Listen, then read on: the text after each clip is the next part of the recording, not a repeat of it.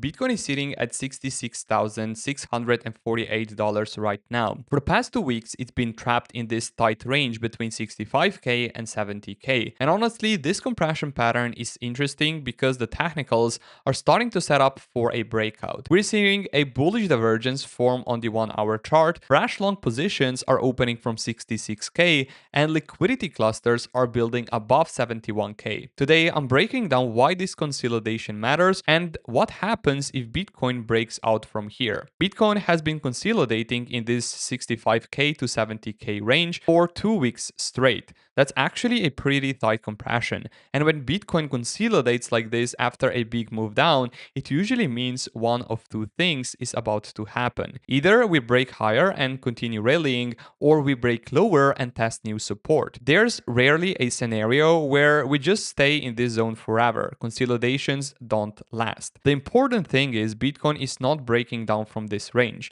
We keep bouncing off that 65k floor. That tells me the buyers are still interested at these levels. So the path of least resistance might actually be higher.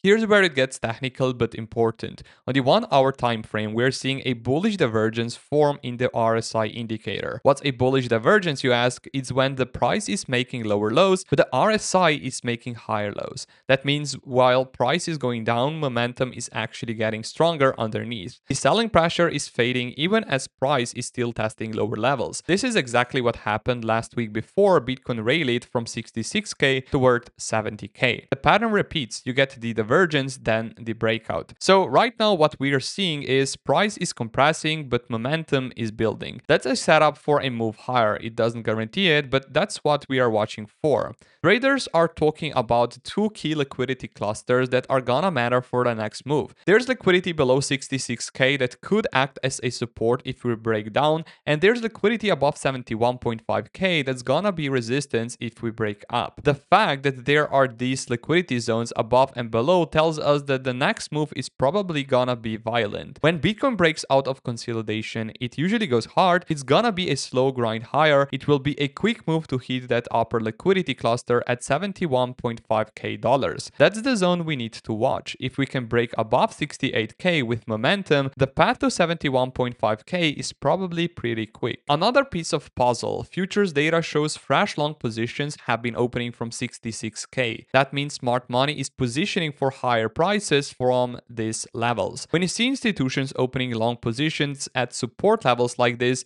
it's a bullish signal. They are not trying to catch a falling knife. They are waiting for support to hold, then positioning for the bounce. We've got retail panic. Fear and greed index is at 11, extreme fear, but we've got institutional money positioning for higher prices. That divergence between retail panic and institutional positioning is what creates these relief rallies. Now, here's something important that people aren't really talking about. Bitcoin ETFs are seeing major outflows. We are talking about $133 million in daily outflows, and this is setting up the first 5-week outflow streak since March 2025. That sounds bearish on the surface, but there's what's actually happening. We're seeing capitulation in the institutional ETF space. All the weak hands that bought at 85k and 90k and 100k are finally giving up and selling at losses. BlackRock's IBIT is leading the outflows, but here's the interesting part. We're seeing some mystery institutional buyers pop up. There's this Hong Kong company called L'Aurore that just bought $436 million of IBT in a single purchase. So while retail is panicking and selling ETFs, there are institutions quietly accumulating. That's typically how bottoms form. And by the way, there's also a new research from K-Rock that's pretty eye-opening. They did an analysis showing that Treasury bill issuance, not Federal Reserve policy, is the primary driver of Bitcoin price. Think about that for a second. Everyone talks about Fed policy, interest rates, QE,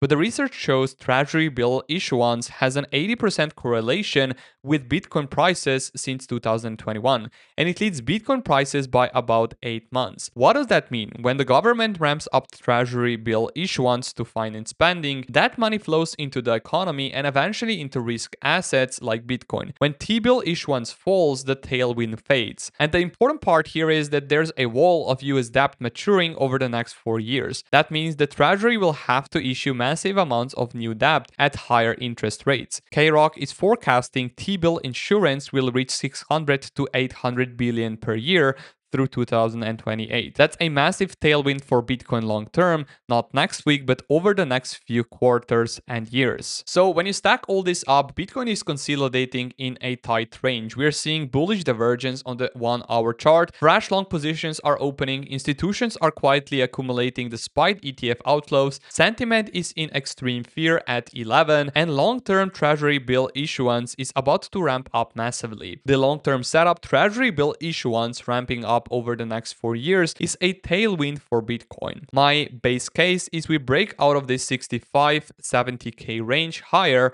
and the path of least resistance is probably towards 71.5k in the next few days, 2 weeks. But if we break down below 66k with conviction, the next support to watch is around 65k, and if we lose that, we're probably testing the liquidity below 66k again. The key level is 68k, that's the level that confirms momentum. If we break and close above 68k, it's expected to move to 71.5k to happen pretty quickly. So the bottom line is Bitcoin is compressed in a tight range with bullish technicals forming. The breakout is probably coming, institutions are positioning for higher prices, and the long-term macro backdrop with Treasury bill issuance ramping up is supportive. This isn't guaranteed, markets don't work that way, but we're in a setup where breakout is more likely than breakdown. If you found this analysis useful, hit subscribe. I post technical breakdowns like this every week. Drop a comment and let me know which way you think Bitcoin breaks higher or lower. Thank you so much for watching.